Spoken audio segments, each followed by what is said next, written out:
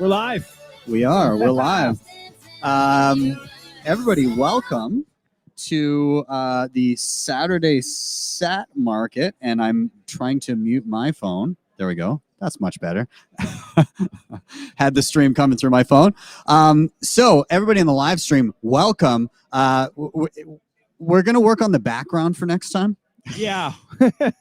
It's not as good as what we had at the Bitcoin Rodeo last time. The lighting was much better. Yeah, but that's okay.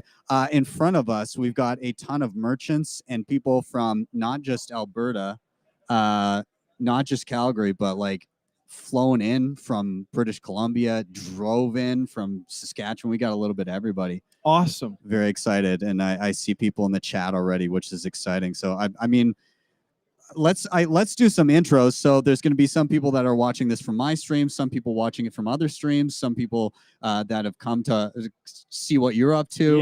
Yep. So maybe let's start over on your end and then. Sure. For people that don't know, my name's Graham. I met Ben years ago because he helped me buy some Bitcoin and work that whole process and learn about Bitcoin. I'm an actor, podcaster, poet. I have a podcast called Time Has Come, which Ben was a guest on. And I worked as an actor for most of my life on a popular television show here in Canada called Heartland. So I was on that for 14 years.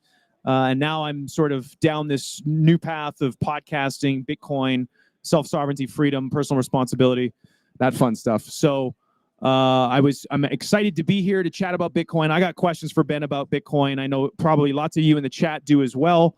A lot of my followers are just starting to learn about Bitcoin, so I know they're going to have lots of questions about what is it, how does it work. But yeah, I'm excited to be here at this beautiful Christmas market with all these wonderful people here selling their services for Bitcoin and cash. It's fantastic. Awesome. Well, thanks for being here, man. And I guess I'll give myself an intro as well for those in the stream and those here unfamiliar. My name is Ben. I run a YouTube channel called BTC Sessions, which has been running, coming up this spring, it'll be 8 years. And so it's all educational content in and around how to use Bitcoin, how to secure it properly, how to, not get scammed, all those fun things that come with the territory of any new technology. So I've been doing that for quite some time. I do one-on-ones with people, and I had this idea to do a local How market. did this all start? Yeah, this came about 4 weeks ago. Funny enough, there's been a lot of chat online in and around what if people tell us we're not allowed to use Bitcoin anymore, and a lot of people saying, oh, it's becoming clamped down upon and it's never going to be allowed to exist. And I kind of quickly realized that the only way that Bitcoin becomes resistant to censorship is if it's done in a way where you actually know the people that you're interacting with, where you're creating relationships and you can just transact and work together on a local level. And I think there's been a lot of focus on trying to get, big corporations to accept Bitcoin and everything, and not nearly enough focus on, I want to meet my rancher and I want to have an egg guy. I want, get your eggs. Yeah. With Bitcoin. Exactly. And so I realized, like, I think these things are the ground up is kind of the crux of what made Bitcoin work in the first place, the permissionless nature of it. If when Bitcoin was created, Satoshi had come out and said, I would like to make an alternative to the US dollar and every other currency on earth. Can I have permission to do so? It never would have worked like that. And so where you're seeing the most important movements in Bitcoin is the little guys coming together and saying, let's build a community, let's do something on a local level. And so that's what makes me so excited about seeing everybody that's here and all of the merchants and all of the conversations and relationships that are coming from this, is that people are creating what we need to have Bitcoin not just continue to exist, but to flourish, in my opinion. Useful and like you said, get to know your neighbor, get to know the people that accept it, meet them. That's fantastic. And this is something that you want to spread too, right? You want other people to create Christmas markets or different type markets like this. Yeah. Yeah. I think the main thing here is I don't want this to be a one-off. I want other people to replicate what we're doing here. And this isn't a first of its kind type thing. Like this was largely influenced by the local circular economies that we've seen pop up around the globe. And, you know, shout out to Bitcoin Beach and the people in El Salvador that in El Zonte basically spearheaded this, and seeing that as an example for the world was amazing because that was ground up. Yes, now you have top down El Salvador government saying, hey, this is legal tender now, but that never would have happened without the ground up. And we're seeing it pop up more and more. And so I think the main message here is this can happen anywhere. All it takes is somebody to go out and say, let's do this, and to rally the troops and to say, hey, like, find the Bitcoiners in your area. All of those Bitcoiners do something. They have a day job. They fiat mine, and they probably realize that they would prefer to have Bitcoin in a lot of instances. So why not accept it as well? Yeah, I love that. Now, some of the things we're going to do today, I think we were talking just before we started, you're going to be able to show people. We're going to walk around. We're going to show people the market. We got our microphones on here. Ben's got his phone. We're going to walk around and show some of the vendors and show you guys around, and have questions too. So if there's people online, you have questions about Bitcoin, or in the audience here, if you guys have questions, you can raise your hand. But I know I have some questions about Bitcoin. Yeah. We can start with those, or if you want to start with online people, or how do you want to do this? Let's let the people know that in a moment online, we'll start saying that you can toss in your questions, and we'll try to highlight some of them. We've got Murphy, Murdoch Media over running the technicals. So when it's time to do questions from online, he'll be pulling them up onto the screen so that everybody can see.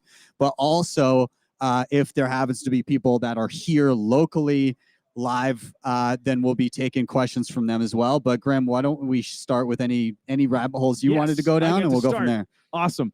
So I think it's really important. One of the things that I found fascinating when I kind of went down this journey of Bitcoin was understanding the history of money and the tool of money and how it's changed over time. And then once we understand that as a foundation, we can talk about Bitcoin being a solution to a problem that we currently have. So can you give us a brief sort of like overview of the tool of money and how it's sort of transitioned over time, why it's valuable, and what it's useful for? Yeah, so we're kind of living in an odd time because everybody assumes that money as it is now, where it's just created by a central bank and you have paper cash and banks and money isn't really pegged to anything. It's just governments issue money and that's how it works. The assumption is that that's just the norm, but it couldn't be further from that. We're living in the experiment, and in my opinion, the failed experiment right now of the first time in history. The money is not backed by any sort of scarce asset. It is backed by men with guns. And why is it important that money is backed by a scarce asset? Why does money need to be scarce? Well, so it's if you have a money that is easy to produce, people will produce it and replicate it as much as possible. And having more money just means that your money is able to purchase a lower percentage of all the stuff out there. And the key part of it is that you should not be able to allocate a higher percentage of the economy, like what you can purchase in the economy, to yourself, unless you provided value to other people. You shouldn't, as is right now. So as a thought experiment for everybody that's kind of listening and watching, if there were 10 people in an economy and there were $10 that existed and each person had one item that they could sell, it stands to reason that if the items were equally in demand, that each item would be worth about $1. If somebody added units to the currency but equally distributed them, all of a sudden there were $100 in the economy, and you just added a zero to everybody's balance. It's a wash, right? Like nobody got richer. Nobody got richer. It looks like you did. Yeah, but it's completely inconsequential. Nobody has any more resources at their fingertips. There's just an extra zero added to what you already own. Nobody got poorer either. So then the question is, why add currency units? Well, if you look at it from another angle, what if one person or a group of people, a small group in a community, is allowed to add currency units? All of a sudden, there's $100 in that economy of 10 people, but it wasn't distributed to everyone. One person decided, I'm going to create the extra 90 currency units and give them to myself and maybe distribute some to my buddies. All of a sudden, that one person has 91% of the economy.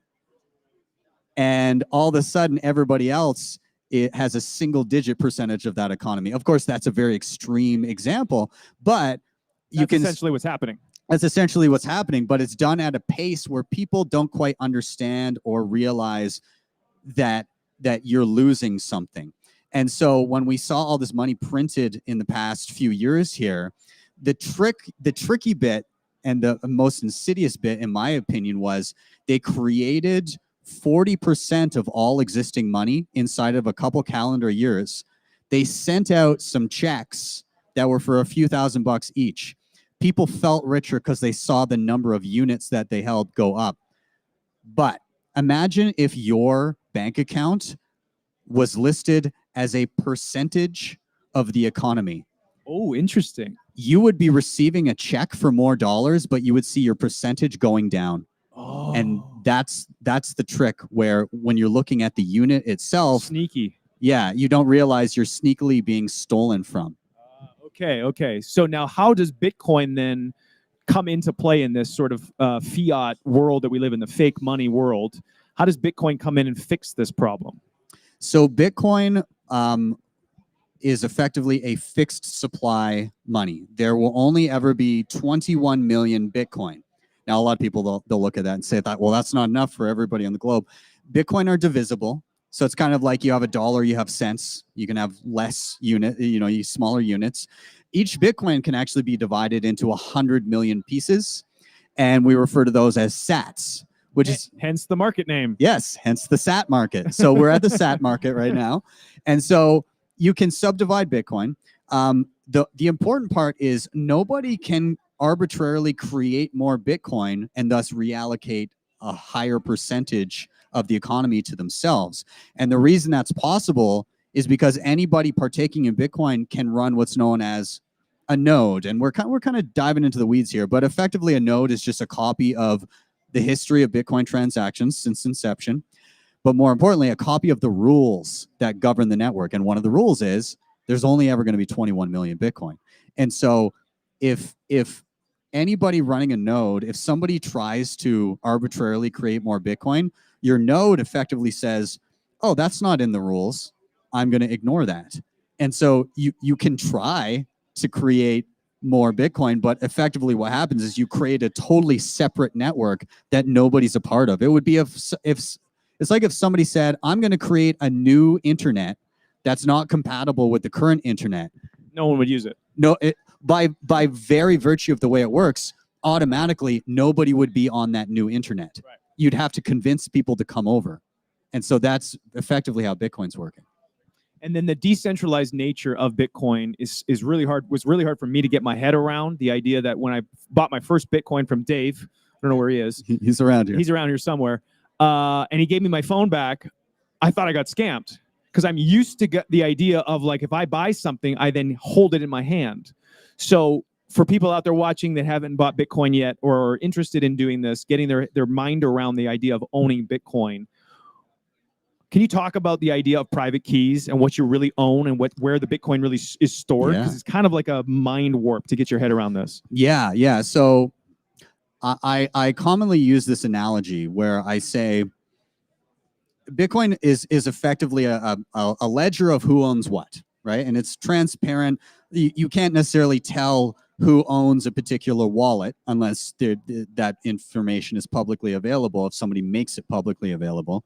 But more or less, you can see the entire supply of currency and you can see it sitting in various, we'll call them accounts or addresses. One way, a metaphor I like to make is imagine there's a giant set of safety deposit boxes in the sky. So if you were to look up, and they're all transparent, and so you can see all these different numbered boxes. And on each box, there's a little slot that you can slide more cash into. And so you can see the entire monetary base. You can see all money that exists. You can see it sitting in all these different boxes. If you have some, you can slide it into any box that you like. But in order to remove money from a box, you have to have the keys to that particular safety deposit box. And that's actually what a Bitcoin wallet is, because Bitcoin, there's no physical coins. Everybody can see the ledger of who owns what. What you own is a key to one of those boxes in the sky. And so that allows you to go, okay, this one's mine. I'm going to unlock it, take out some cash. I'm going to slide it into somebody else's box. There's no way I can steal it back from them unless I get their key. So that's what actually a Bitcoin wallet is. It's a misleading term because people think the money is in the wallet. Yeah. But no, it's a key. And just like a key, you can create a spare key that you keep safe in case you delete the app off your phone. So you can do interesting things with it. And also, it's a different way of security too, because it's a distributed ledger, and it's all copies all over the world of these what'd you call them? Safety deposit boxes in the sky. You can keep your password or your private key in your head, travel somewhere, get a new phone, get a new device, put your private key in, and be able to get access to that safety deposit box. Yeah. So you can do things that you couldn't do with if you had to carry that safe with you. Yeah. Kind of thing. We've come to a point where money is now information, and information can be kept in your brain. And so we're at this odd point in history where we've got all these borders established where there's rules that are saying things like, you can't cross a border with X amount of currency and everything. But the reality that we're living in is that if you memorize 12 words in your head and you could have $1 billion secured by that key that is represented by 12 words. If you memorize that, and you don't have a copy of it anywhere, you technically are the money. You are the access to the money. And if you step across the border, you could argue that the Bitcoin is kind of everywhere and nowhere, but like by the old way of thinking, I suppose technically you could say just by your physical body moving across an arbitrary border that you've now moved $1 billion cross border. Yeah, right. So what gives Bitcoin value? I know a lot of people in the chat beforehand were saying to me, but why is it valuable? What gives it value? And it's volatile. So a lot of people will say, well, the price of it's going all over the place. It's just made up. Yeah. It's just this magic money. So what do you say to the value proposition that Bitcoin holds? Yeah, so I would say that in terms of why is Bitcoin valuable, there's certain qualities of money that make things a good store of value and a good money. Again, scarcity is one of them, transferability, divisibility. There's a lot of different qualities that you can point to. And Bitcoin effectively improves upon all of the qualities of gold. And so if we go back to gold, why did people just randomly decide that gold is going to be valuable? Well, no. Actually, over time, people used a lot of different things for money. They use seashells, they use glass beads, they use a lot of different stuff. But the problem with a lot of those is depending on where you were, it may have seemed scarce at the time, but people from other parts would be able to come across these things very, very easily. And so if you had an economy based on, say, seashells, and you weren't near the sea, then that seems like a good currency because people locally don't have it. But as soon as somebody from a place that is near the sea realizes, geez, these guys are using seashells, there's like thousands of these things lying on the beach near my house, you're going to go collect all the seashells, and then you're going to go over to this economy and you're going to buy up all their stuff and debase, basically add more units into their currency without them really understanding the implications of that. So that's what we saw play out with seashell economies, with glass bead economies. This happened a lot through Africa, where they'd have economies based on these glass beads, but then people would, when people started, traveling more extensively, you'd have basically I don't want to call them like shadow economies, but basically people would be creating glass beads, bringing them and basically pilfering all of the local resources for free because they've quote unquote printed more money. And again, it's because not a lot of people think in that sense. They don't realize that they're being taken for a ride. And so with gold, it was the scarcest resource and the most difficult resource to create. It's right now on average, or it's not Bitcoin supply, but gold supply on average can go up around 2% a year, just based on like gold mining and how scarce it is, how hard it is to find. That obviously fluctuates. But it was the scarcest metal that we could find, and so it became kind of ideal for monetary transactions because of the scarcity and as a store of value. Divisibility wasn't quite as good, you know, especially with current valuations.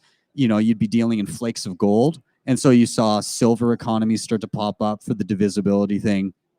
And then transferability is lacking in gold too. Like transferring gold physically around the world is an expensive endeavor. And so I guess basically what we ended up learning is the physicality of gold led to centralization of ownership and security. And it led to people creating paper currency to represent said gold. So they could keep their gold in the bank, keep it safe. Yeah. Have the paper currency. It's also easier to move paper currency. Yes. To effectively improve upon this tool of money, gold. Yeah. And then Bitcoin just takes that to the next step. So yeah. Bitcoin is improving upon the aspects of money that are that make it valuable. Yes. Yeah. So like in that gold vault analogy with paper money, okay, well, you're now trusting somebody to hold the gold. You're trusting somebody to issue the paper that represents the gold. And so we'll say it was a technological innovation to improve upon the monetary technology of gold, but trust was inherent in that system. You've got to audit what's sitting there for gold. You've got to audit the paper currency units, and you've got to make sure that those things stay linked. And as we learned, they don't.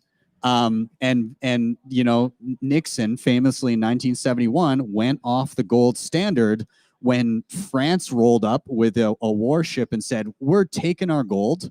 You're going to need to give that to us." And shortly thereafter, they were going to temporarily suspend the convertibility of US dollars to gold, of which we've never returned. And so if one of the largest nation states and richest nation states on earth can't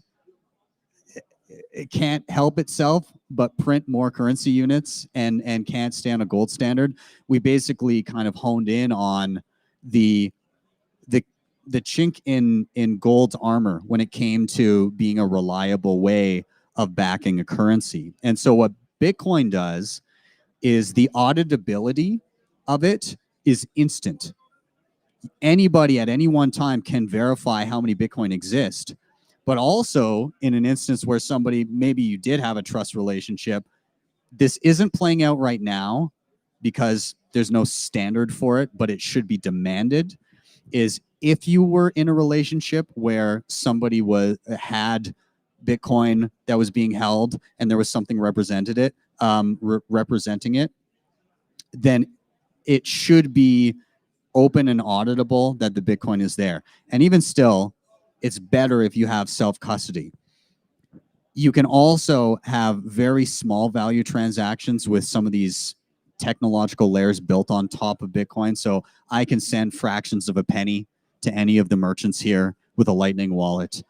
We have lots of different ways that you can use Bitcoin that is even faster and cheaper than a regular Bitcoin transaction. So yeah, Bitcoin just improves on some of the vulnerabilities in gold that made it so easy to take advantage of.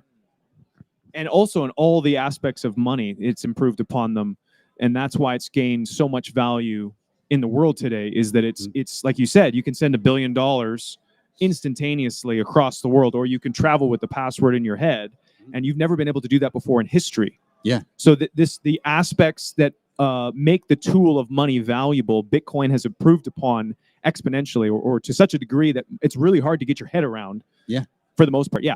So that's for the people that are saying, but it's just made up. It's just, if we understand money is all made up, it's just a tool. And over history, it has changed. Yeah. And that Bitcoin is improving upon the aspects of money that make it very valuable to us as a medium of exchange, as a thing, a way to trade our value with others. Yeah. That'd be fair? Okay, great. Well, those are my major questions that I wanted to ask you, because I think if we get that foundation down, I think a lot of these questions then can build upon that. I'm sure maybe people in the audience have questions that are a bit higher level as well. Yeah. But that's what I wanted to touch upon first. So yeah.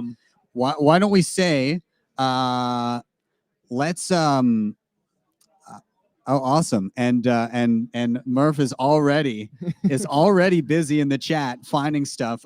So Murph, what I'll do is if you see stuff that pops up that you think are good questions, then you can toss them up to us. And then also anybody in the audience, if you have a question once we're going through these, just stick up a hand. So India says, Ben, have you already researched Bitcoin in Brazil?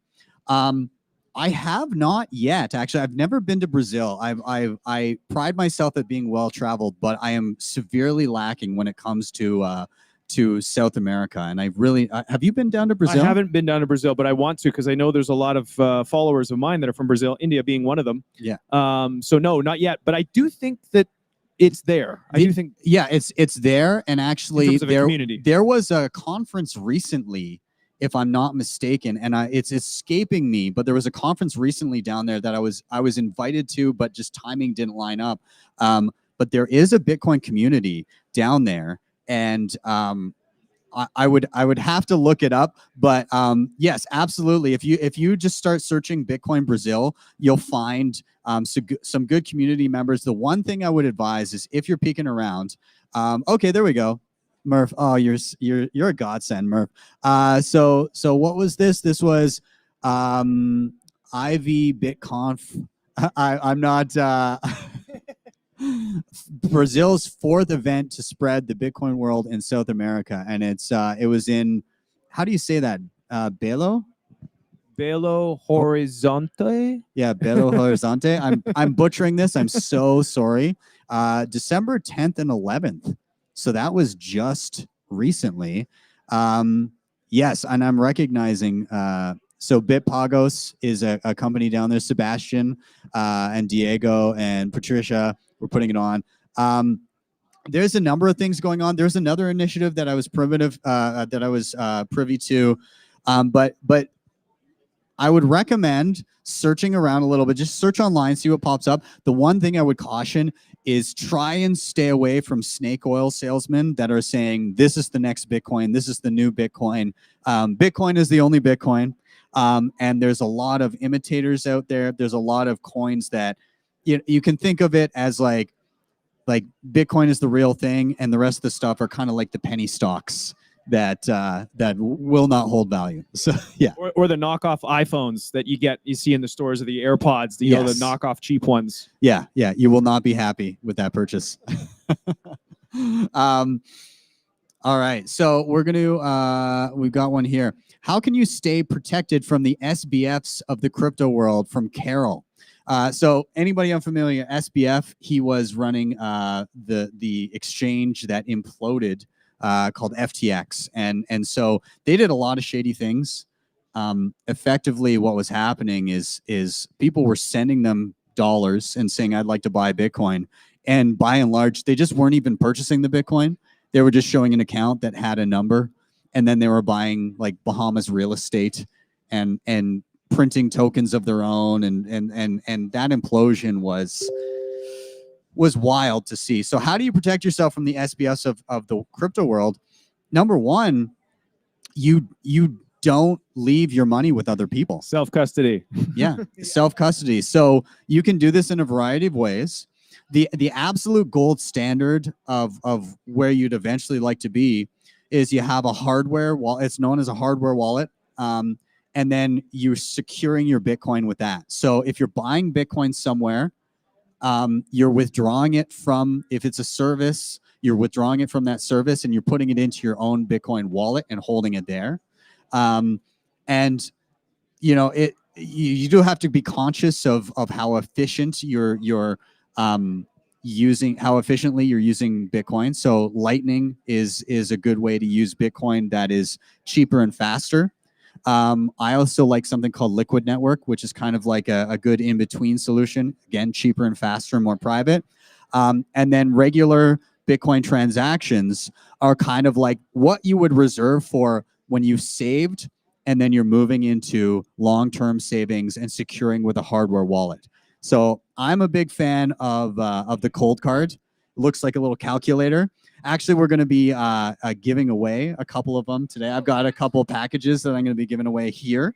And then I also, for a cheaper option that is also, I think is pretty awesome, I like the Tap Signer. Same guys who make the cold card. And it's basically just a little plastic NFC card. And so it gives you an additional layer of security when you're dealing with Bitcoin on your phone. And so all that happens is instead of having just an app, and if your phone gets hacked, then maybe those funds might be at risk. You've got a second layer of security where in order to spend, you have to tap your card and then put in a PIN. And so it just adds, like, somebody would then need your phone, the card, and the PIN to the card in order to access those funds. So in essence, Carol, the answer to the question is, the more personal responsibility that you take, the more self-custody that you take, the more in charge of your private keys that you have, then the less you're going to be exposed to the SBFs of the world or the scams that are out there. Absolutely. And it's counterintuitive because we've grown up our entire lives with people saying, be responsible for yourself and take personal responsibility for all of these things, except money. Don't you dare take personal responsibility. Trust somebody else. Yeah. Don't be an idiot. Give your money to somebody else to take care of. Yeah. And in Bitcoin, it's quite the opposite, because trusted third parties are a security hole. And if you're sitting, especially your savings, long term with somebody else, there's a good chance that you will never get that Bitcoin, because what you're holding currently is an IOU. Yeah, which is what in the bank too. Isn't that what the banks do? Like you're lending the money to the bank, but it's an IOU that they have back to you. Yeah, you effectively, if you look in the fine print of any banking agreement, at the end of the day, you don't own that money. The bank owns it, and they're basically giving you like a vague promise that you'll get it back. Yeah. So, kind of crazy. Okay, who's next? All right. So Helena wants to know if investing in Bitcoin is like the volatility of a 401k, and how do you avoid scammers? So there's kind of a couple things baked in there. So volatility is clearly still a thing for Bitcoin. There's no secret about that. It goes up, it goes down, and it's very early days, right? Bitcoin's been around since 2009, and you've got large amounts of people that are kind of flowing in and out of it at depending what's going on, and depending what current narratives are, and what kind of hit pieces the Wall Street Journal decides to drop that week, or whatever it may be. So right now, Bitcoin is such that if somebody wants to buy like $1 billion worth of Bitcoin, the size of it is small enough that $1 billion flowing into Bitcoin is going to move the price. It's going to go up. And likewise, if somebody sold $1 billion worth of Bitcoin tomorrow, the price will drop, and it'll be a noticeable move. And so you still have that. But as more people begin to not just speculate on Bitcoin, but actually use Bitcoin day to day, and they kind of just stay in Bitcoin, and they don't move out to dollars. Yeah, they don't think in dollars anymore. Once you start to understand Bitcoin, you're like, oh, right, this is the better currency. I'm not going to try and just get rich off it. Yeah. So right now, there's a very small percentage of people on the globe that, one, have any Bitcoin, but more importantly, two, have a meaningful amount of Bitcoin and aren't using dollars as their day-to-day. And so what happens over time is, as a larger number of people are using Bitcoin as kind of their main currency, and it grows in size, number one, the price will have to go up. If that was the case, if there's more demand, the supply isn't growing, right? Like, there's only ever going to be 21 million. There's still it's still, I think, 19 point around somewhere in around 19.5 million exist right now, and the rest are gradually being issued over the next 100 years. But more or less, the supply is very inelastic, and as people flow in, if they want a piece of that economy, the price per Bitcoin is going to go up. But eventually, where we get to is the size of Bitcoin is very, very large in comparison to something like the US dollar or the Chinese yuan or what the largest currencies on earth. It becomes kind of that size and maybe bigger eventually. And at that point, somebody selling a few $1 billion worth of Bitcoin for something else, it doesn't budge the price. So I think eventually we get to a place where instead of being volatile, it's basically the inverse of what we experience with a relatively stable currency right now. US dollar, for instance, you get mild inflation. Yeah. I mean, it's been worse the past few years, but compared to other places, not as bad. But you'll get this average, few percent inflation each year. With Bitcoin, I think eventually, if it becomes ubiquitous around the globe, then you just get an average few percent deflation, which means that your money, anything that you save, will purchase more and more over the long term. You'll still go out. You'll still, you got to feed yourself. Yeah. You want a home. You want to do things. You'll still spend, but your savings will accrue in value just by having something you're good at, earning money and saving it. And all of a sudden you don't need to be a professional investor just to make it to retirement. You can actually save money and it hold its value as opposed to like melting like ice. The last part of the question here is about avoiding scammers. And Helena, I just want to throw a quick comment in here about scammers. There's scammers with credit cards. How do you avoid scammers with credit cards? You understand the value of the numbers on the front of your card. You know that if someone takes those numbers, they can probably spend on your account. So it's very similar in the sense of Bitcoin, is you have to understand the vulnerabilities of your private key. That is the key that unlocks your safety deposit box. And if you don't have that private key, if you've given it to SBF on FTX or somebody else on an exchange, then that is a central point of attack that scammers or hackers can get to. So it's understanding the vulnerabilities, and I would love to hear more from you as well. And similar to how you understand the vulnerabilities of your wallet. You don't leave your wallet on the hood of your car and go into the grocery store because you know someone's going to pick it up and take it. So you have to teach yourself and learn the vulnerabilities on the security around Bitcoin. So your private key is obviously one of them. What are some of the other vulnerabilities that you want to learn how to keep safe? Yeah, so I mean, the other thing is, because Bitcoin is so new, there's a lot of people that capitalize on that to try and confuse people into giving them information that they shouldn't, or sending them. Again, you look at the value of Bitcoin over the past number of years, it's gone up quite a bit. And that's due to the factors we discussed. There's a limited supply. There's more and more people gradually, deciding to deal with Bitcoin either as savings or as day-to-day spending or whatever. But there's more people holding Bitcoin. And so that's the reason for that shift in price. But people see that and they may not realize why it has gone up in price. And so they may just assume that any other thing can do what Bitcoin has done.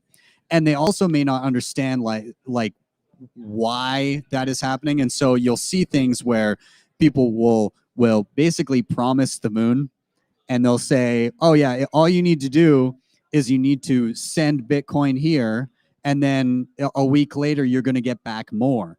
And they'll throw in some buzzwords like blockchain and mining and crypto and whatever else.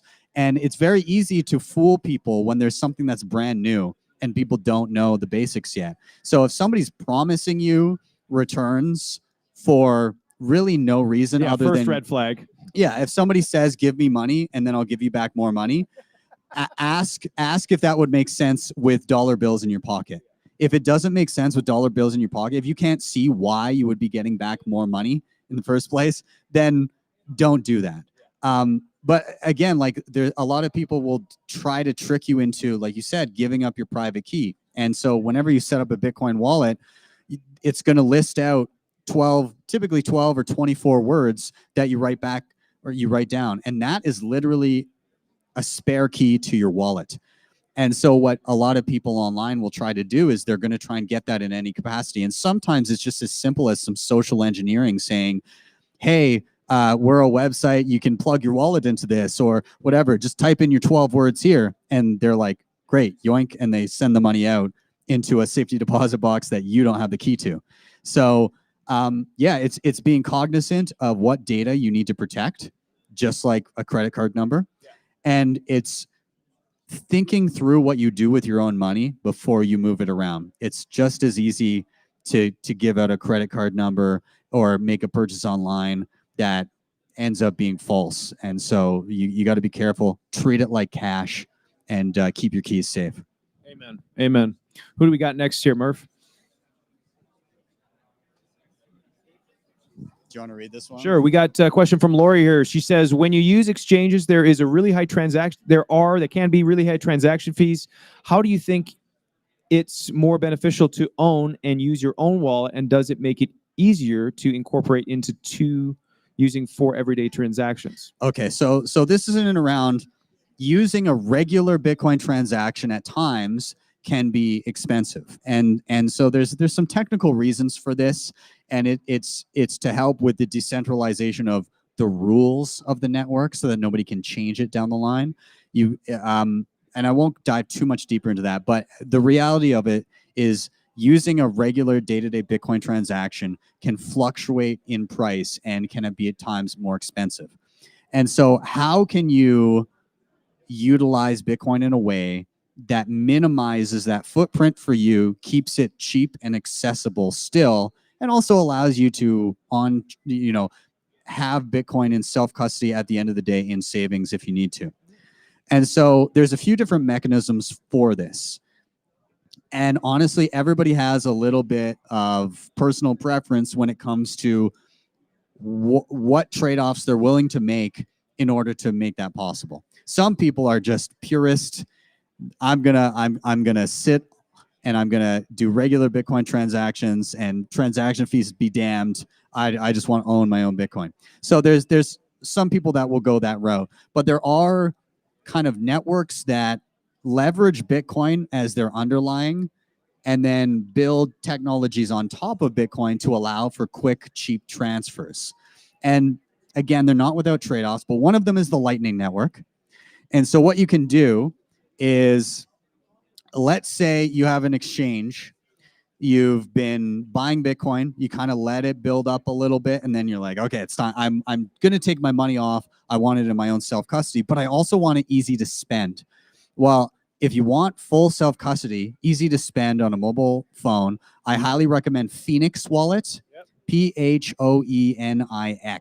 And the logo for it is like a little wing, it looks like. Anyway, so if you download this on your phone, it'll be very familiar to a regular Bitcoin wallet because the backup, again, is 12 words. What you do is you can receive a regular Bitcoin transaction to that, and it will incur a fee to set up initially. Yeah.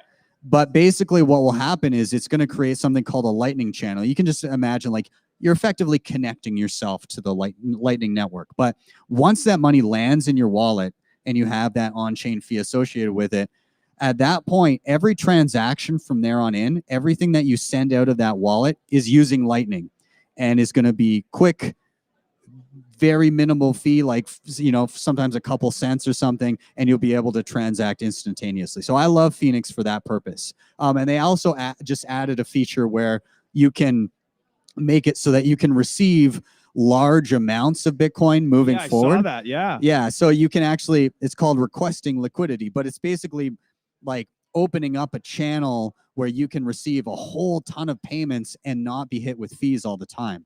The other thing I'll say there is you mentioned that your exchange is charging large fees for withdrawing. You should switch exchanges because any exchange that is any good will have what's known as transaction batching. They're just using Bitcoin efficiently. And so when there's a bunch of people withdrawing, they'll let it aggregate a little bit, and then they'll send to maybe 100 people, 200 people all at once in a single transaction. The exchange will front the cost of that transaction fee because they're doing it efficiently. And in aggregate, it's not that expensive, like per person that they're sending out to. And then you don't incur that fee. So like in Canada, Bull Bitcoin does this. They're a solid option. In the United States, I believe Cash App and Strike have 0 fee withdrawals, as well as Swan. And again, I can't for sure say, but in any country that has a decent Bitcoin exchange, they will be doing things efficiently, and they should not be charging you fees to withdraw.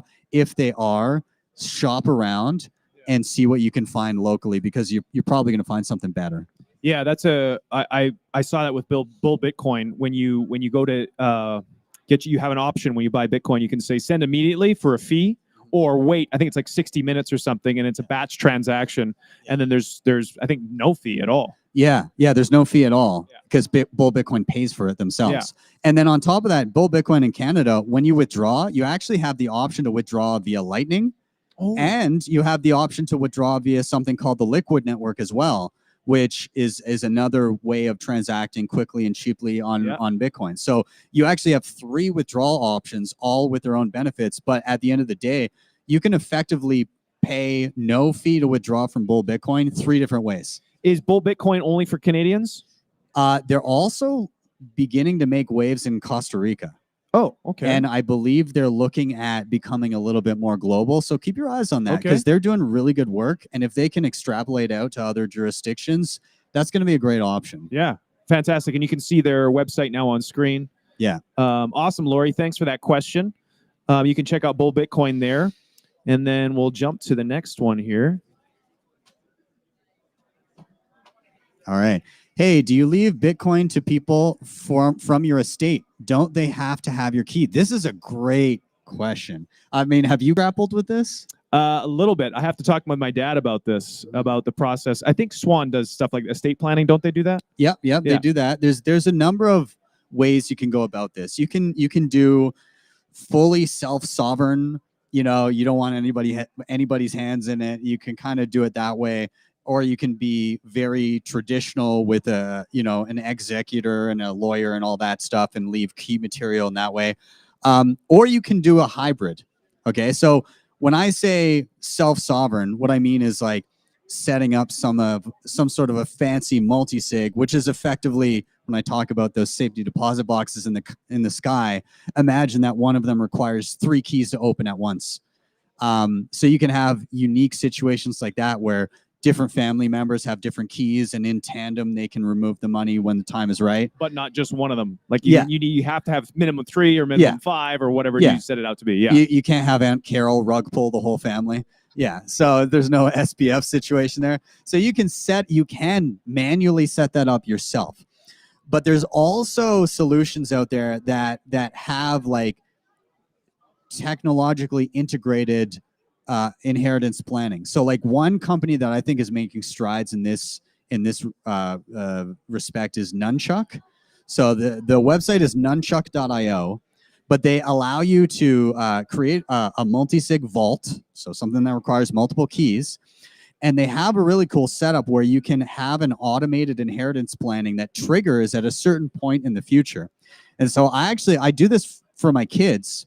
And right now it would go to the grandparents. But if something were to happen to me, I have a trigger set where unless I bump it forward in April of next year, an email goes off that says an inheritance has triggered. In a week, you will be able to claim this. Download Nunchuck Wallet. You've been provided 3 words and a secret password. And this will effectively give you a key. We have a key, and together we'll use our keys to move your funds to the proper wallet for you.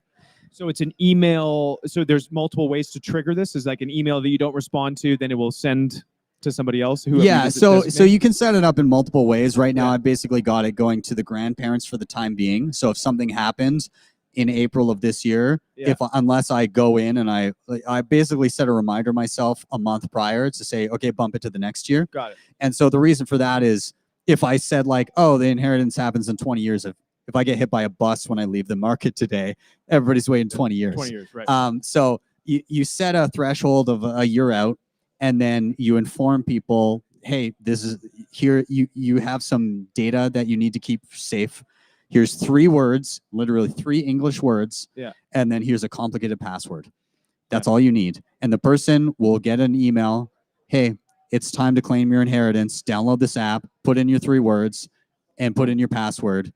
And then it'll say like, okay, this Bitcoin is for you. Yeah. We need to get it into your own custody. Do you have a Bitcoin wallet? If so, put your Bitcoin address here. If you don't have a Bitcoin wallet, let's walk through the paces of setting up one right now, and then we'll transfer everything to it in tandem with you, and we'll show you how to do it. And with Nunchuck, you could probably designate, 25% to this child or 25% to this parent. You can have, so I think the one that I'm using, it allows you 3 different accounts, and then you can go beyond that, I think, and so lots of optionality there. But great question. But yeah, so you can do it in different ways, or again, you can just do the traditional route of like, hey, here's a cold card. I'm going to leave it with a lawyer, and then maybe I'm going to have a different lawyer that has the PIN code to the cold card, and then it goes to the kids. Cool. Thanks, Jane, for that question. You got any other ones there, Murphy? Yeah? Level hard. Do you want to read this one? Sure. It says level hard in brackets. I'm going to put you on the spot. Can you explain the need for supporting Bitcoin mining, says Derek? The need for supporting Bitcoin mining. So, I mean, Bitcoin mining in general, anybody unfamiliar, how do I best explain what mining is? It's kind of like making guesses for a particular number. And I'm kind of paraphrasing exactly what mining is doing. It's the kind of the best normie way to explain it is you're effectively using a very complex computer to make random guesses in a bit of a lottery. And so if you can pretty reliably calculate how long it will take somebody to guess something, to guess a particular number, if you know how many possible numbers there are. And so this is kind of what Bitcoin mining is people are putting in guesses into a lottery in order to win 2 things: newly created Bitcoin, and that's only up to the point where no more new Bitcoin are being created, and then also transaction fees that people are paying to move money on the Bitcoin blockchain. And so what this does is it actually secures the censorship resistance of your transaction, or I guess the irreversibility of your transaction. So if I do a transaction on the Bitcoin blockchain and a miner, all these miners are putting in work in the form of guessing with highly powered computers, as soon as they successfully win that lottery, they take all of the waiting transactions and they add it to the Bitcoin blockchain. And then they move on and they start guessing again as transactions build up, and then those get attached. As soon as you get large blocks of transactions in a row, and you have a transaction that's way back in the chain that was executed a little while ago, it becomes more and more exceedingly difficult to try and reverse a transaction.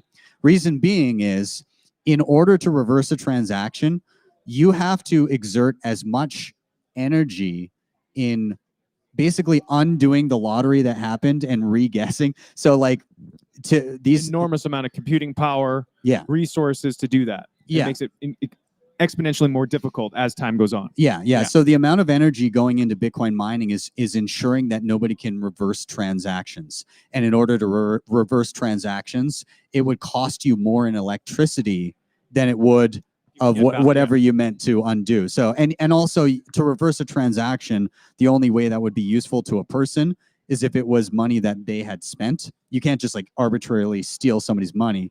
But if I sent somebody $1 million and I wanted to sneakily undo that, it would cost you more than $1 million in electricity to try and change that. Now, is that what Derek is asking about the need for supporting Bitcoin mining? Is he speaking about the getting away from like centralized mining operations? Like, because I think Jack Dorsey's doing something new with his whole thing about mining more decentralized. Yeah, it could be in and around that too. And again, Derek, we'll kind of go down a couple different rabbit holes here, but supporting Bitcoin mining, I mean, you can do that in a variety of ways. But I think the probably you're right that the question here is keeping that decentralized so that it's not just like, one main jurisdiction controlling all of the Bitcoin mining and everything like that, so that they can then start trying to attack it, like I said, or attempting to censor transactions, which I don't think would work. But by supporting and decentralizing the mining, it more effectively prevents censorship.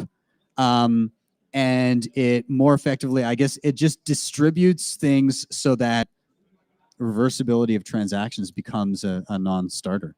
I think I love metaphors. I think it would be similar to like growing your own food. So if we're super dependent on one grocery store for our food, Yeah, it makes it very difficult if that grocery store decides to, like you said, censor a transaction. Like, we don't want you in here. But if everybody grows carrots and potatoes in their backyard, they're doing their own mining. yes, It makes it like, oh, like if they don't want to, then I still got potatoes. I can still function. So it's important that we're all participating in this all over the world. Correct? Yeah, absolutely, absolutely. Murph, I think what we might do, and thanks Derek for the question there. I think maybe we should see if we can do a little walk and talk. So to the merchants that are here, can you wave if you can hear me? Merchants that are out here in the SAT market. What I would love to do is we're going to continue the stream, but I'm going to be doing it from my phone, and I'm going to kind of come around, and if you want to like pop your head in and introduce yourself, you're more than welcome to do it, and we can kind of go around and just do a chat, and yeah, so hopefully what we're going to try and do is get things going here, and see if I can, and I'm just refreshing on my phone to make sure that this is possible. Hopefully I don't rug pull everybody, but it looks like, okay, so I've got a camera going. I have not turned on the audio yet, but hey Murph, do you want to bring up my phone and see? Okay, so you got me. Here we go. Okay, and I'm hey.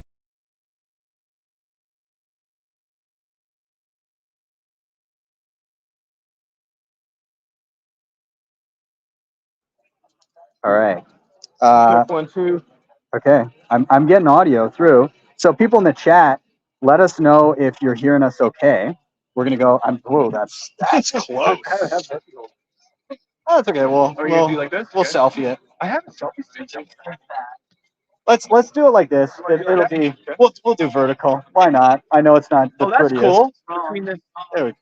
It's wrong. Yeah. Are we getting audio though? The people on the stream are okay. Okay, cool. So all right, we're gonna start.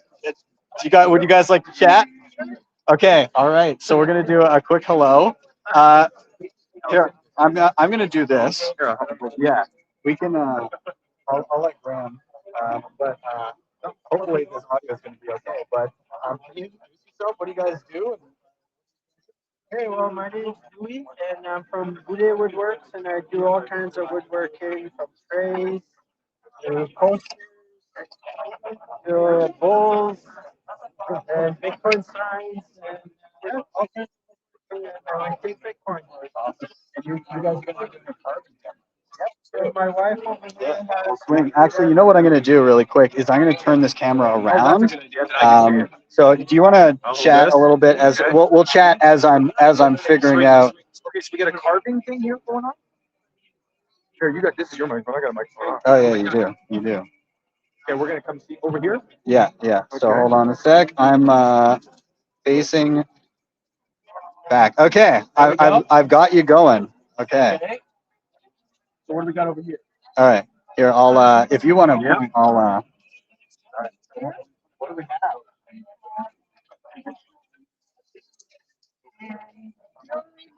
Natural materials like water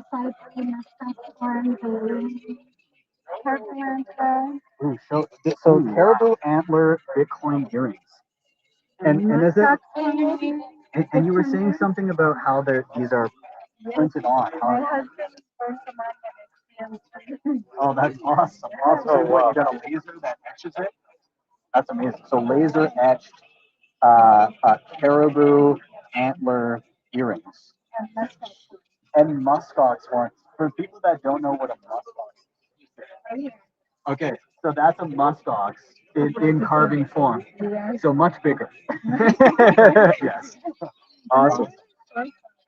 Oh yeah. Well, that's yeah, so we're using that's amazing. That's amazing. Awesome. Okay. Well, thank you for showing us what you got going on. We're gonna make a round, and we'll see you guys in a little bit. So, yeah. So we're gonna do live. Can you change the audio source to that mic? It's using your phone's mic. Oh, is it? Oh, okay. Odd. Okay, well, let's see. I'm sorry, guys. We're doing this on the fly. Let me do the settings. Audio. Aha. Headset earpiece. Yeah. How's this? Check. No, that's not Oh, that didn't happening. work. No. Yeah, it should auto be. Yeah, this is how we learn in person, I guess. But that's okay. What I can do is I can do it selfie style and walk around. Yeah, That's okay. All right, so we'll do that. Hold it closer to you. That's all right. We'll just do selfie style. Okay, guys, don't worry. We're sorting it. We're sorting it. I'm gonna turn it around. By the way, let's just get a quick look of the market. Maybe I'll do I'll just do a round here, and we'll just take a peek down the line of all the stuff that's going on, and then we'll go from there. So we've got all kinds of, and keep in mind, guys, that this was done. This was a tweet 4 weeks ago, and now we've got all of this going on. We've got all kinds of. We do have obviously the Bitcoin merch up here. Everything going on. I realize that it's all flipped and backwards, but that's okay. We've got children's books. We've got candy. We've got waves from the merchants. We've got all kinds of stuff going on, and we'll do a quick line. We've got the Bitcoin candy store. We're going to talk to them in a moment too. We've got Becca's Bake Shop, and we got to say hi to Yellow. Hey, Yellow, of course. We've got all kinds of. Oh, we got farms, and we're going to come and chat in a moment here too. We've got. Yeah, what do you guys think? Is that was pretty good? We've got all kinds of stuff going on here. We're gonna, we're swinging through really quick. We've got custom skateboards. We've got ink blot art. We've got all kinds of. We've got a hotel in Banff that is accepting Bitcoin for 20% off the High Country Inn. We've got Mike from Coin Cards. We've got the Coin Cards team here. This is the first place that I was able to use and actually live on Bitcoin back in 2014. They're awesome. We got all kinds of stuff going on. Level Up. We've got solar as well. I got to come and chat over here too. We've got amazing art here. I'll do a quick sweep of the table in a moment. I'm going to come chat in a minute too. We've got the legends at Bitcoin Manor. Look at all, again, I realize that the footage is backwards, but this table is like one of the coolest tables here. So we'll come chat in a moment. And then we've of course got the coffee here. I'm going to come chat in a moment, but I want to show everything. And then we've got some awesome Christmas themed art here going as well. And we're gonna do some chatting, but let's turn this around. What are you thinking so far, man? Oh, I love it, dude. It's great. My favorite is we haven't even seen it yet, but it's the home heating stuff. Oh yeah, we got to go over here. We'll do it selfie style. Yes, we gotta. Well, yeah, we haven't even been over here yet. Holy crap. Okay, so check. I don't really. Hey Derek, you want to say hi? We're live streaming. I do. Hey, how's it going? Yo, let's chat about. We'll selfie it this way. Sure. That thing looks serious. Can you come over and tell us what the hell is going on? So we're from Dual4 Technologies. What we have here is our Mini 4 mining system. Inside the tank here, you're going to see that there are 4 Bitcoin miners. We've got a couple F17s, an F19, and then a Watchminer F56 in there as well. So you can use whatever your preferred miner is. This will be filled with dielectric fluid because it is an immersion cooled system. Now what this does is heat up your home. So this will attach to your home heating system, whether it's a hydronic heating system, natural gas, or air. It also heats up your hot water tank. So now you can have a Bitcoin heated home, a Bitcoin heated shower. It'll go through your entire system. This right here, our quad system, it's ideal for a greenhouse, large home, or office building. We've got our Mini 2 system, which will go into your standard home. Produces about 20,000 BTU of heat, able to do your entire home. That's amazing. I love it, man. Thank you for giving an explanation. Anytime, brother. Yeah, well, we're gonna peek around at a bunch of the spots here. Awesome. That's working now. Oh, it's working. Okay, can we show it? Are you able to Flip the image. Let me see. Yeah. Anyone have any change? Let's see here. I don't have any. And I flipped the image. The streak just migrated to the opposite side. Okay. All right. So we got a Bitcoin Lightning ATM. By the way, dude, you have been the most helpful person at my workshops. So you've been to every one. Yeah, 4 for 4. Yeah. So Good stuff. honestly, he's at every workshop that I posted. He's been on hand, somehow miraculously all over the planet. I've just been trying to go to all the conferences. I've gotten lucky in that you haven't done one at a conference that I haven't been able to attend. That's true. So that's really. I'm gonna maybe eventually I'm just gonna have to start paying your airfare. I'm not gonna might have to happen at some point. But I might have, if that's the thing, man. It's once you announce them, then I'm like, oh, those are the conferences now I have to show up at because I have to keep my streak going. Yeah. Like, I was really glad when you didn't announce one for over in Prague and Amsterdam, because I was like, fuck, am I gonna have to book a flight? Like, am I gonna have to get another? Yeah, exactly. Around here. there's children about. It's not like a typical Bitcoin conference, right? Yeah, that's okay. Well, we'll highlight it for now. We're gonna find some change and test this thing. Yeah. So obviously I can't do it on my phone because I'm currently using. But if you want to test the Lightning, I'm not filming you right now. But sure. Well, we'll try it out. Here, hold on. Using this dirty bank. Yeah, let me. I'm gonna flip the camera around here so that I can see you doing it. So we'll do this. No. So we got the change going in. 5 cents. 10. 20. That's okay. We can Spanish it if we get the chance. Open your Bitcoin Lightning wallet. This is on the fly, so we're seeing Very what much happens. on the fly. Receive. Okay, so you've got a receive screen. It takes a picture, and Bitcoin's there. hey, that's pretty cool. So you bought 20 cents of Bitcoin. How do you feel about yourself? I feel like I am exiting the matrix. Now make sure you withdraw that to Phoenix later. This will not be staying. You notice how there were only my Satagram. Yeah, there you go. Stuff there you go. That's all okay. that goes in wallet. Awesome. Okay. So we're going to continue down the line. You'd like to talk to? Yes. Yeah. Well, we will chat. Graham, do you want to lead the way? Okay. Well, what do we got next? Wow. What is this? We've got a mix, and I gotta give a shout out here. I gotta chat plumbing. Okay. Can we do plumbing first? Yes. Okay. So man. Hey. Can you tell? Is it okay that I'm here? 100%. Okay. Can you tell people your name? My name is Eli Ryan. And what do you do? I am the Bitcoin plumber. You are the Bitcoin. Look at this. This logo is amazing. But you know what? I met you about a week too late because I paid a $500 plumbing bill because my kids shoved multiple toys down the toilet. They had to take the thing out the floor. And I could have used you, man. So you're in my Rolodex now. Yes, it's unfortunate because we can take care of all those running issues. So how is it that this is a new kind of persona for you because you were a plumber anyways, but so this is our company. We're 6 years in business now.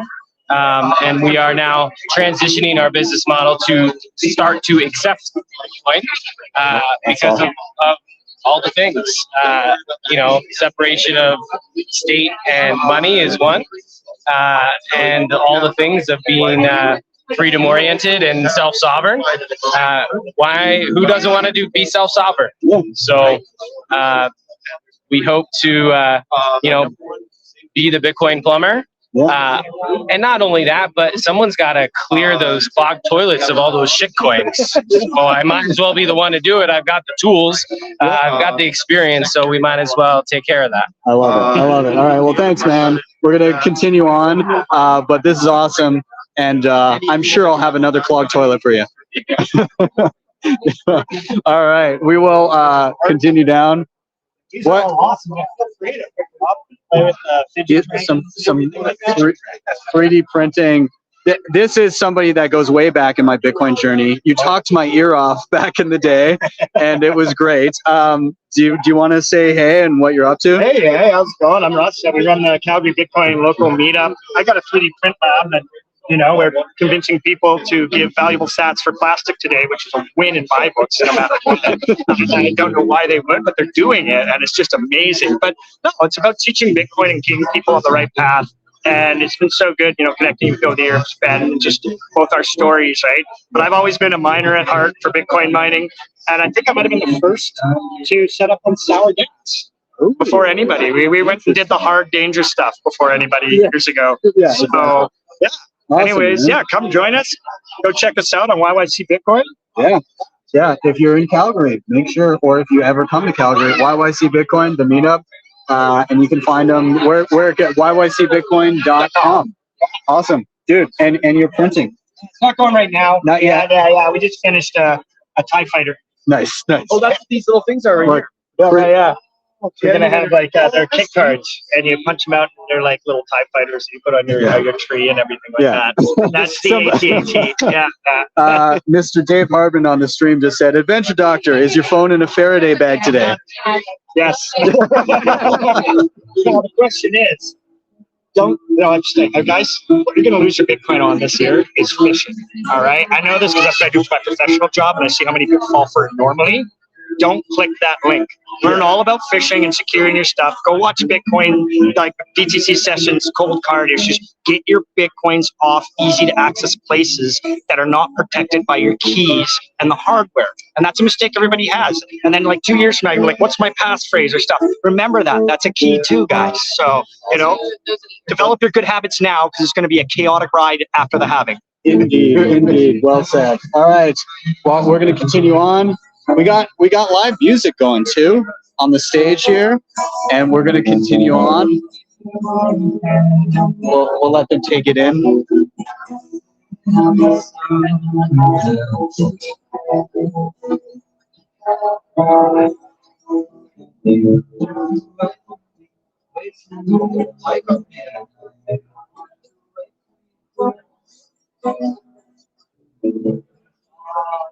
Game to chat bikes. What was that? Do you want to be on the stream? Yeah. Okay. All right. Let's. I'm gonna come over and take a peek at what you're doing. Do you? All right. Here, I'm gonna come right up to you and so can you give yourself an intro? Like, who are you? What do you do? I run Funny Cycles. I have a open source bicycle here, right? So it's basically planned obsolescence proof, right? And there's like infinite amount of ways you can program this thing. It runs. What was that? How many? 1,500 watts. Yeah, I'm gonna come around. The speaker on this, I'm gonna stay close to you, but we can kind of demo and damn, dude. For sure. 70 kilometers an hour. Yeah, I think 70. So. Wow, 70 clicks. What's that? What's that for the American audience? What's that conversion? 50 miles an hour. The best part is you're not restricted by any manufacturer, right? Yeah. So, say you need a part or certain programming with your bike, right? They're not going to charge you. Like a system like this, it's not going to be like an arm and a leg to get it to work. Right? Yeah, that's awesome. You can calibrate all this stuff yourself, right? Yeah, that's really cool. I'm gonna do a sweep of the bike here. Some of the work I'll do custom. But I actually have a proprietary battery that I offer. It's kind of a universal fit. Okay. It has 1 kilowatt hour of energy. Damn. So here's the plate that goes on the bike. Yeah. This is the mounting plate. It fits almost like I'd say 95% of bicycles. Yeah. So I can set it up with just about anything. Funny cycles. Funny cycles, yes. This is where you can find funny cycles. Yeah. And I also run a dog walking business. Nice. Oh, cool. Yeah, there we go. Yeah. You're hustling for those sats, man. Yeah. Thank you. Doing it. Well, cheers, man. Thank you. Thank you so much. Yeah. Awesome. All right, let's swing over. This guy looks familiar. I saw you last night on the show, man. Still have me back today. Yeah, we're back. We're back with you. Can you give yourself an intro? Anybody that's unfamiliar or didn't see the show last night? Scott Deals from Blockboards, my company, and building solutions for employers to think about compensating and retaining staff using Bitcoin Rails. So, a few different things going on in the booth today. We're talking about the employer-sponsored programs. Talking about my own podcast, which is called The Block Reward, and it's on all the major platforms. And I wrote an introduction book for financial advisors called Bitcoin for Financial Advisors. That's a great Christmas gift for your financial advisor. I'll get one of those. May have some learning to do on the subject. Where can people find that? It's available on Amazon. Nice. If you're not coming by the market today. Yes. Awesome. All right, cool. Well, yeah, man, I'm going to do a quick, if anybody's watching on the live stream, you can go ahead and scan that if you want to check it out. And then also, this is your people can scan that, and that'll take them to what, your website? That's right. Awesome, man. Well, thanks for being here. I appreciate you. Yeah, cheers. All right, no worries. Would you guys like to be on? Maybe a quick hello. All right, so we'll say hello, and sorry, the microphone is not picking up super far away, so I'll maybe if you want to, Yeah, sure. I'll come around. Tell me what you guys.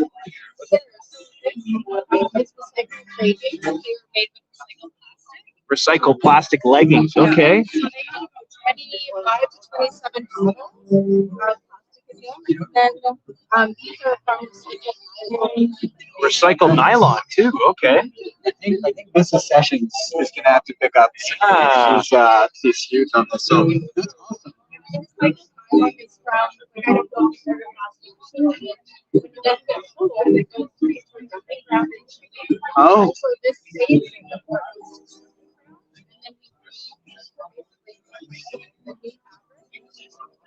Wow. Recycled, keep it moving instead of the dump. Yes. Love it. Yeah. So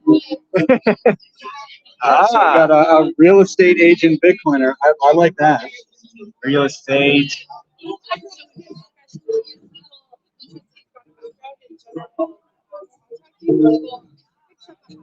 Yeah. Awesome. Awesome. Well, thank you. Thanks for coming to the market. Would anybody over here like to be part of the stream? Let's take a look. But well, can you give us something on stuff? I am Chelsea, and I'm here at the non-monetary aspect. And with all of our information, we are offering community courses, coaching, private sessions, the whole works. Got a market analyst report, I got an admin, got a contract coaching, and for all my tech referrals, I go to this guy here, BTC Sessions. So yeah, it's a really amazing amount. Appreciate it. I see hats. I want to see hats. All right. I can see how I look. I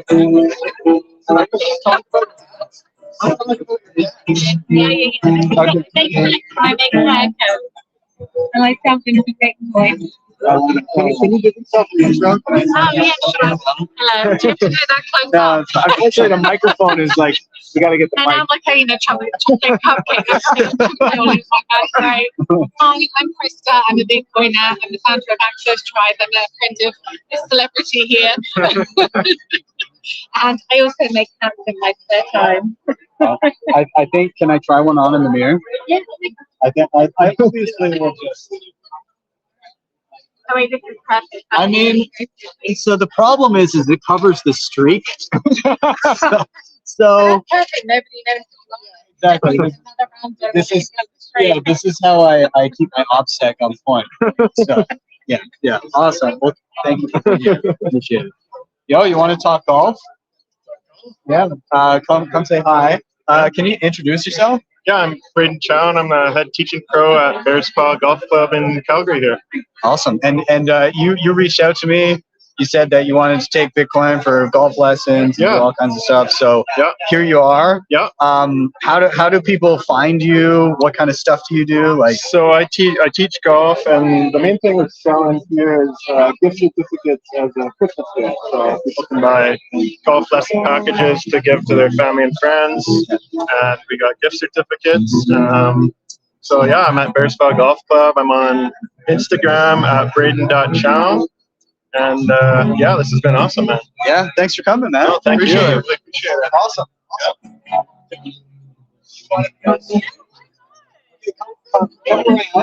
Your mind. Yeah, there we go. So welcome. Thanks for being here. Can you give yourself a little info? Let people know who you are. I'm Heather Keys, also known as Hypno Heather. So I work in the space of the mind, but really anything from like understanding how your mind works, but mostly, removing veils of disillusion. Right? Like I think of myself more as like unhypnotizing. Like maybe I might use hypnosis as a space to help someone relax, but it's really like I don't hypnotize anyone. I really unhypnotize them from like all of the thoughts and beliefs and like structures that they took on to believe as true. And that's why I love being in this space, because people in the Bitcoin space, they've already removed, they already have taken off the veil. Yeah, I feel like I was waiting for that comparison because Bitcoin is being unhypnotized by fiat. Exactly. Yeah. Exactly. And you have to, and like in order to get there, you've already had to free your mind in some aspects. Yeah. You've had to free yourself from like believing that like there's a certain system or structure that you have to follow to be okay or successful or financially secure. Yeah, absolutely. Right? Well, I love it. Where can people find you and learn about what you do? The best place is just like I'm Hypno Heather everywhere, so like Instagram or YouTube or my website hypnoheather.com. Okay, hypnoheather.com and social media. Yeah. Awesome. Well, thank you. Thank you. Awesome. Well, let's continue on. We're gonna lightning round it. We're gonna pop up because I see Graham his hands full. The microphone picks up more sound. Well, I guess we can just showcase how awesome it is. Rich, by the way, these guys sponsored the show. And it's like the most serious steel backup. I love these. They're Cedar. They're awesome. But this is they're quick good guys out of Saskatchewan.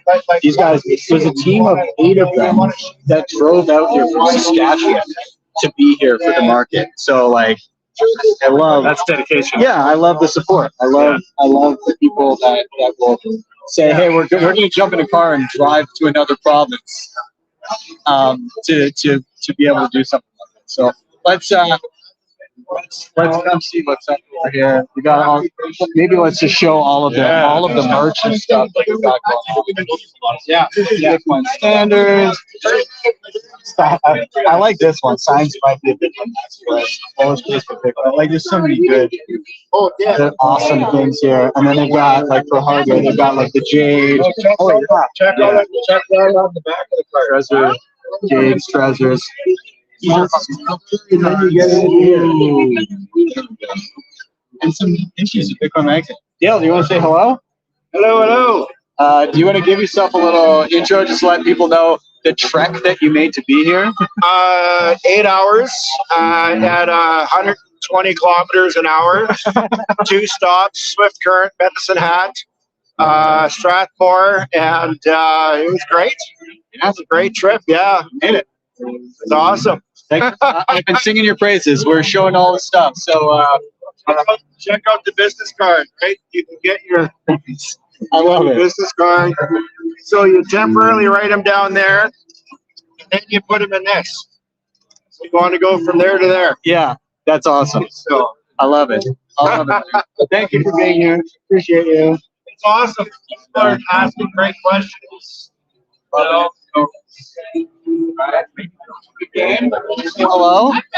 All right. So we're gonna do a little intro here. Can you let people know who you are, what you do? Yeah. I'm Toby Daniels, and I'm a former teacher, but I still do presentations. And my dream was to always write children's books. So I've taken what I've learned about kids in the classroom, and I've written some children's books and a cool, fun journal. I guess it's a gratitude journal, a journey to touch your joy. And I'm here today at the Sat Market with some amazing people, and I think you need to come here and spend all of your money. And I can now take, I got a wallet of Satoshi, so come and fill it up. That would be lovely. And we'll learn self-custody after. I have to learn self-custody. Yes. But first I got off zero, so I can't even, I did that. It's happening. You sold your first book for Bitcoin. Well, thank you for being here. Okay, we got to see. So this next one is the Bitcoin candy store. And my favorite is the names of the products that they have. Oh, so cool. we're going to, are you game? Okay. Is there any way you could come around? Because the microphone is not picking up great. But do you want to intro who you are, what you're doing? Sure.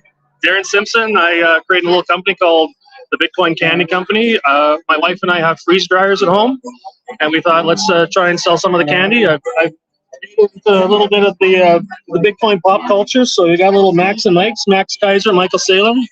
These are freeze dried M&Ms that we have available here. What else I got? I got Bitcoin blocks. We all know that. And then I got one that's going to make a few people angry, especially today as we look at the fees. I got some ordinals. So They taste like shit. No, they're actually pretty tasty. and then of course, can't forget our friend Mr. Satoshi. So I got some Satoshi Skittles. Awesome. I love it, man. So, This is great. This is so great. So thanks for being here. I'm really glad that you can be part of it. No problem. Thanks for having us. Yeah, no worries. How's it going, buddy? Good to see you. You're picking up all kinds of. Now you're on stream, by the way. Just warning. Yeah. But coffee, beef jerky. I love it. We're doing a quick round of all the booths, and then I'll come say hey. Awesome. All right. Now this is, many will be familiar with the legend of Becca and her baking. So shall we?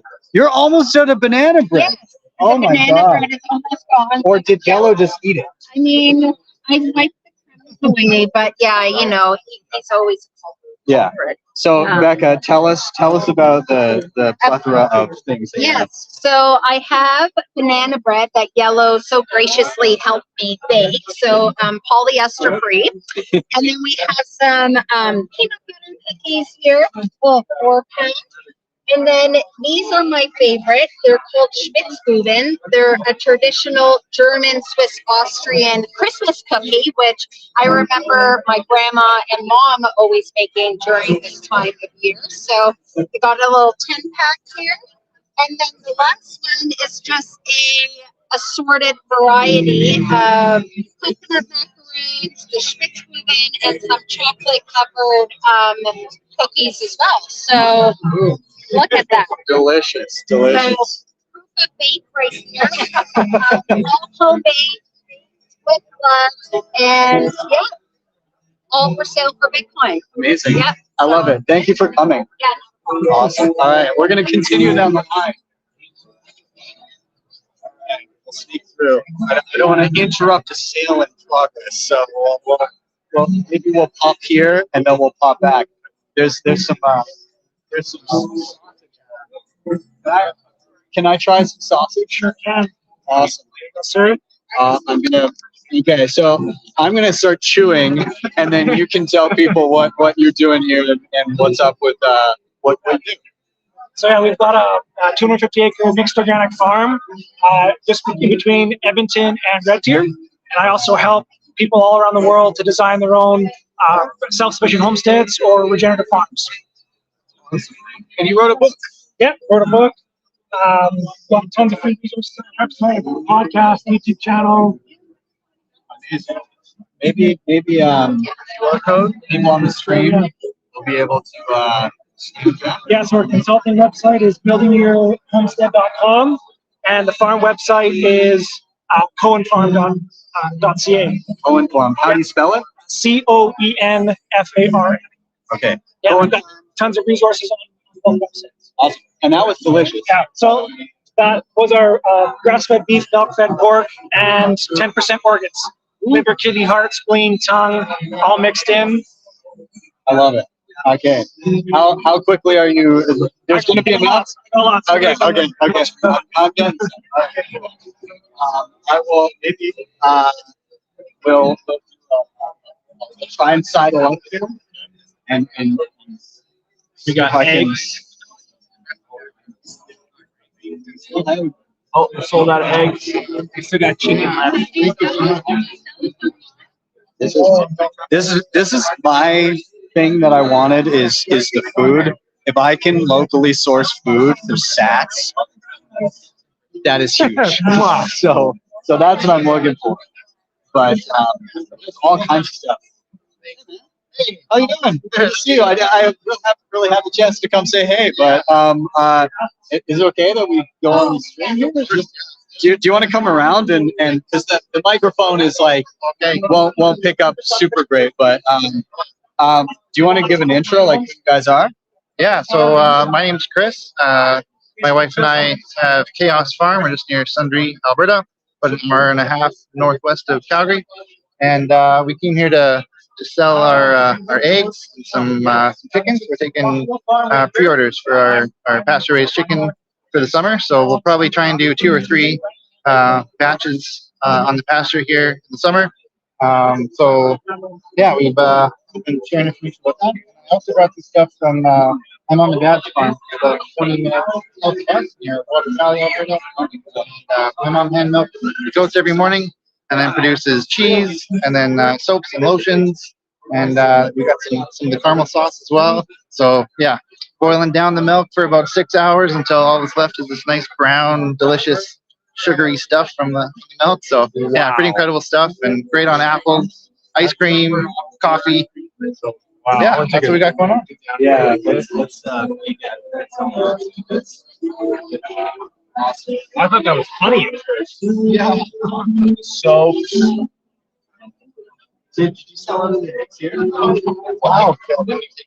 Wow. I love to hear that. I mean, it's sad for me. Yeah. Sorry for everyone else. I'm very happy about that. So that just means that you just have to bring more eggs to the next. Yeah, we're gonna scale. So we only have 36 chickens right now. Yeah. So we're going to 90 this year. Cool. And then probably up to 200. And then so yeah, just as we can handle it, we're adding more to the flock.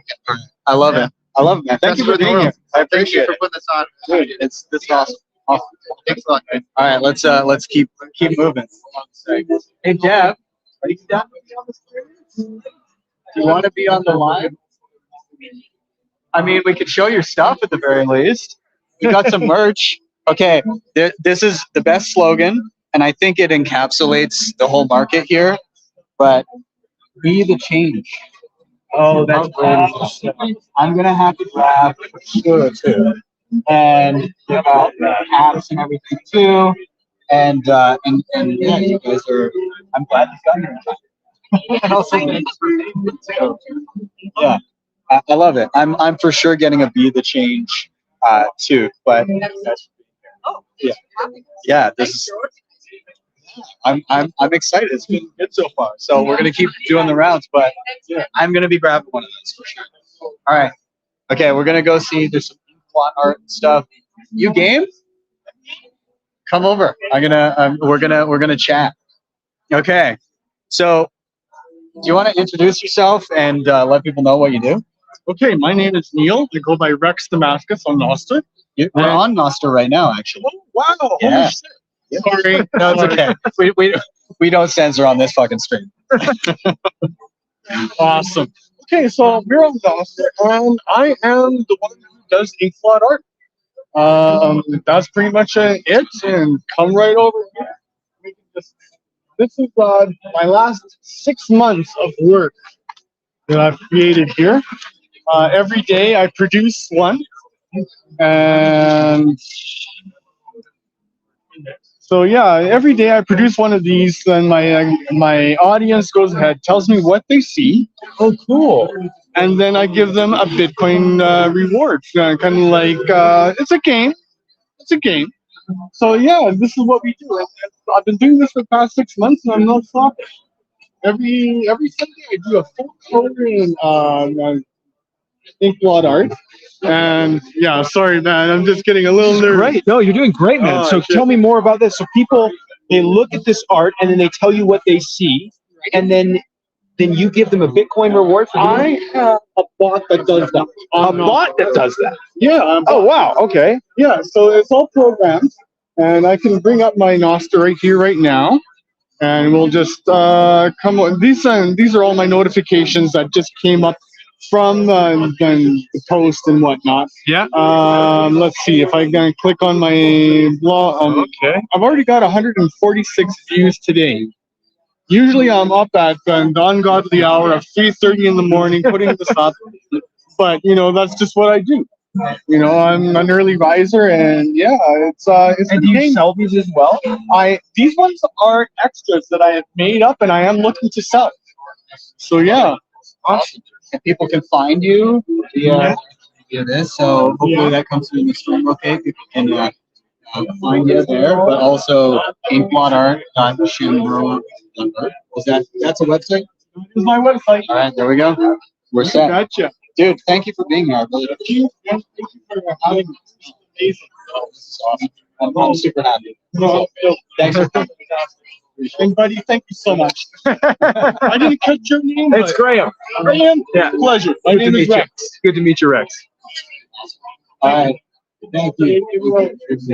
I'm gonna hone in on this conversation. Do you want to chat Bitcoin hotels? Yeah. So I'm Jeff.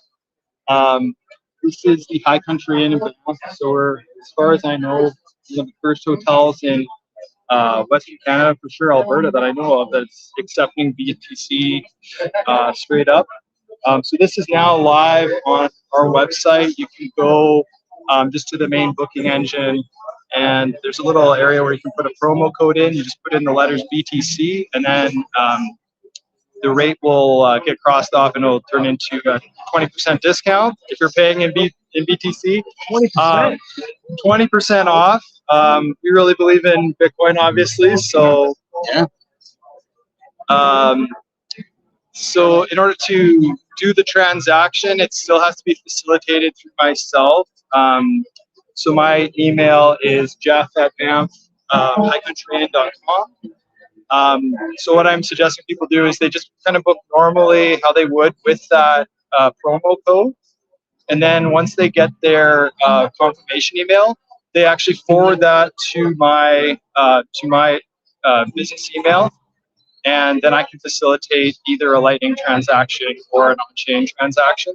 We do have, if you want to just maybe snap this, and our Lightning address is just banff@walletofsatoshi.com. And of course, listening to Ben's recommendation, we're getting that off of there as soon as we can into cold storage. So yeah. So and we may potentially be visiting you in and around the Bitcoin Rodeo in July. I would love that. Yeah. So we have. I can show you what we've got going on. We have in the middle of a redevelopment of the hotel. Right now, our conference room is completely demoed. Our restaurant is demoed. Right after Christmas, those are getting started. The restaurant will be done in April, and the conference room probably by March. Nice. So I can show you what those will look like. Yeah, yeah. So that fireplace is being added. We're hoping to get some small weddings, but yeah, we for about 80 to 90 people. So for that for the Bitcoin rodeo in July. Like if there's an after event, we'd love to host something like that. I think we're going to do a content creators kind of like post event. So I think that's something that would be really cool. Also, we will get you set up so that people can just click through and pay you directly. And I'm thinking ZapRite is the way to go, but we'll see what we can do. And I would love to have you out. Give you a free room at the hotel. Oh, get us kind of set up out there, man. Yeah. I'd love to work with you. Awesome. The restaurant, maybe show you pictures of this as well. So this is Fat Ox. It's a restaurant down. Our hotel owns 20%, and then partners 80%. Nice. Yes. So we're looking at about March for this, and then lastly the pool.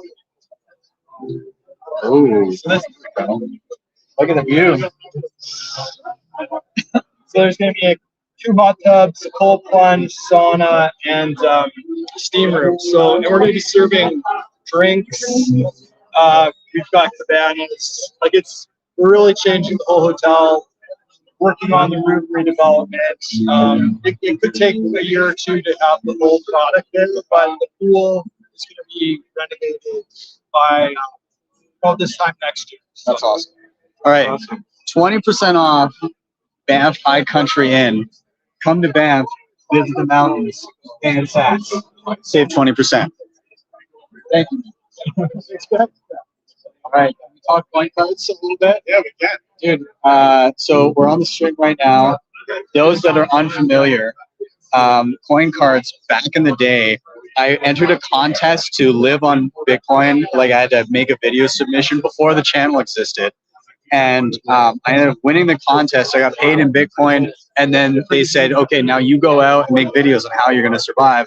And coin cards was a huge part of that. I was able to get gift cards for Bitcoin, get like gas and groceries and the stuff that I needed not to die.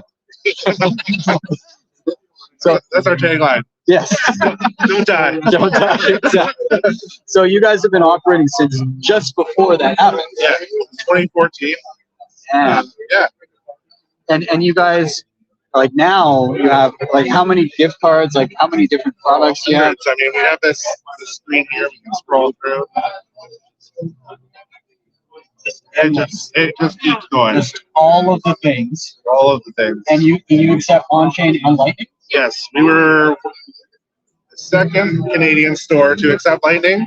Only second to Blockstream because Blockstream wrote the protocol for it. So beat them, but close second. That's awesome. Yeah. Well, coincards.com or CA. Yes. Okay, either one, because you guys are available in the US now and UK, and hopefully in the new year, Europe and Australia, and then we're gonna just keep going. Damn. All right. Well, good to know. You can. We'll just say, go to the website and see if it works for you. Yeah. Exactly. Awesome. All right. Thank you, man. I appreciate it. We're going to. The next booth is offset conscious, so we're gonna go this way. And we're gonna. But I will say, just off screen, which I'm not gonna say who it is or what, but there's some delicious jerky in this room right now, and of course you would have to be here to get it. So just know, if you come to the Sats market, the jerky is on point and offset conscious.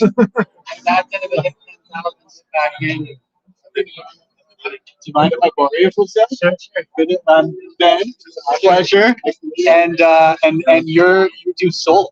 I do solar, yeah. Awesome. And you're accepting Bitcoin. We are, yeah. All right. So what kind of stuff do you typically do? So we do solar powered systems that are grid tied. We do some battery backup systems. We're working with agriculture on farms, residential and commercial. Awesome. That's awesome. That's awesome. And so how long have you guys been around for? Well, we've been a construction company for 15 years, but this solar company is in its second year. Nice. Yeah. That's awesome. Awesome. Okay. So if people are looking for solar or construction, then they can, and where can they find you? So levelupsolar.ca. You can find us on Twitter. You can find us on Instagram. Awesome. Cool. Awesome. Thanks for being here, man. I appreciate it. Awesome. Awesome. All right, we're gonna sneak down to the art exhibit. All right. In a moment, we'll showcase some art.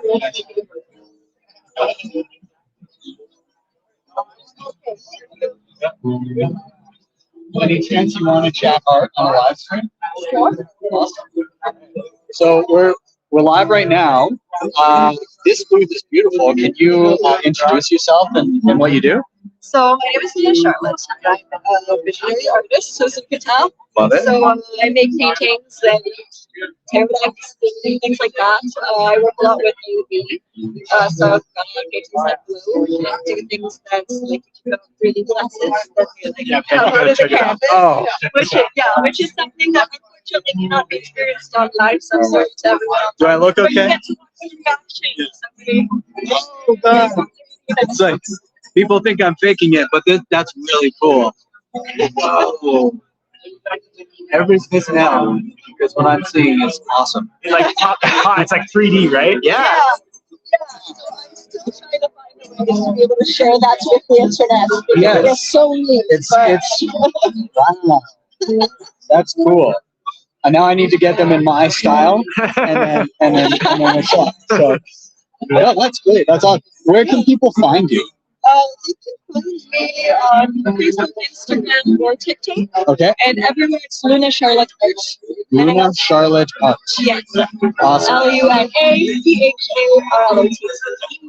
Yes. Awesome. And also for anybody watching that wants to find all these merchants after the fact, we're gonna get a webpage going with everybody, and so we'll drop that online afterwards. I'll add it in the show notes over the weekend, and then we'll also on YYC Bitcoin, the local Bitcoin meetup. We'll have all the local merchants and stuff listed. So thank you so much for being here. Thank you. Thanks for having me. This is super fun. No worries. Awesome. All right, we got to check out. Do you want to come chat? Let's do it. All right. It's got a 3D printer going there too. Okay. Hey, how's it going? Yeah. So my favorite local 3D printer. Got all the cool shit here. Who are you guys? Well, we're Bitcoin Matter right here in Calgary. We 3D print and create a bunch of different things for all you Bitcoin peeps. We build nodes, keychains. Lately, we've been doing some heater boxes, some crypto cloaks. We have some light boxes back here. And again, we started off with our custom built nodes to this is an ATM that duplicates Bitcoin wallets ATM. Over here, we have the lemonade stands that duplicate. Oh, amazing. This is a Bitcoin rabbi down in the States. He wrote this book, and so I made him know the book. Amazing. Shout out to the Canadians. That's Bitcoin. Awesome. And so this is that cold box that I'm doing right here. So this is going to store BTC Sessions cold guard. Yes. And the rest of her cold power gear. Oh, that is slick. Right. I love it, man. Well, thank you for being here. Love having you every month. Yes, we're doing it. All right, we got a couple more here, and then we're gonna start rounding out. Graham, you're a champ with that. Yeah, I'm having fun with this. Can we chat coffee for a second? Yeah. If you're game, okay. Wildcat Coffee. Do you want to give yourself a little intro here? Sure. Brad Mills. Colin Ryan, he's the owner of Wildcat Coffee. So he does all the roasting, small batch craft out of Cremona, Alberta. He's a huge coffee nut. He's very big on the freshness and the quality of his coffee. So he prefers to sell it in whole bean and have you grind it yourself when you're ready to brew it. We've got 3 different roasts with the Sandbagger, which is your medium roast. Caramel and chocolate notes.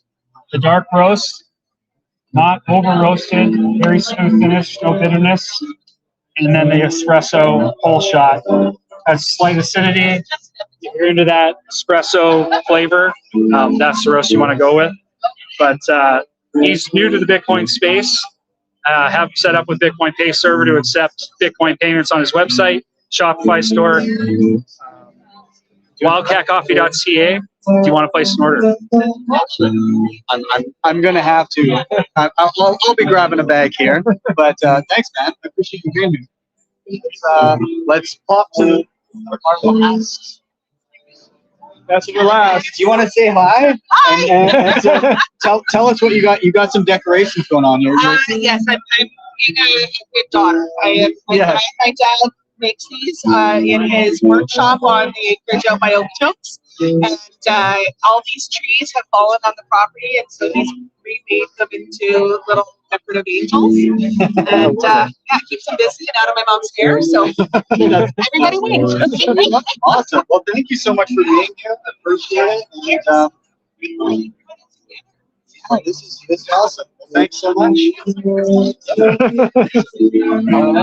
Well, so I mean, I'm pretty happy here with what's going on. There's a lot of people that came either locally or from afar, like different provinces, drove in, flew in, whatever, to be a part of this. This was an idea and a tweet just 4 weeks ago, and this happened. So I think to round it out, I want to say to everybody, this is possible anywhere. Rally your troops, start small, build it.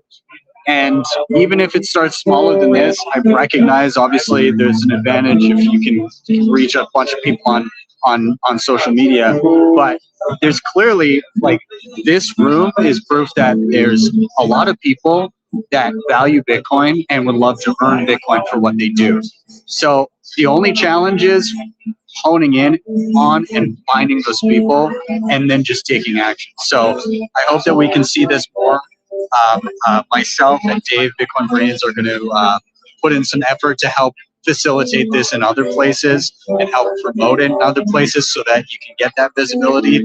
And yeah, guys, let's fucking kill it. Let's do it again. And this is the first, but it will not be the last SAT market. So thank you guys for tuning in. Thanks for being part of this. And we'll see you soon.